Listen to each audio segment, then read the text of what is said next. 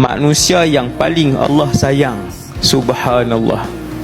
Ramai orang tanya, macam mana nak bagi Allah sayang? Saya nak Allah sayang saya. Ahabbun nas, manusia yang paling Allah sayang, anfa'uhum linnas, yang paling banyak manfaat untuk orang lain.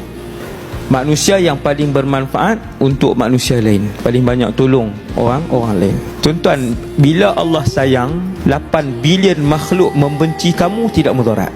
Sebab kamu disayangi pemilik alam. Kamu tak heran dengan orang. Kamu nak takut apa? Allah sayang kamu. Allah kekasih kamu. Allah memandang kamu. Allah protect, lindung kamu. 6 bilion manusia nak kecam kamu. Kita rasa kasih Tuhan tu, kita rasa. Nak takut apa?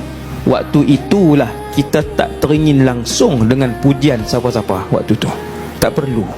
Buatlah apa pun kebaikan, tak dipuji, satu huruf pun tidak memberi kesan, dia terus buat benda baik.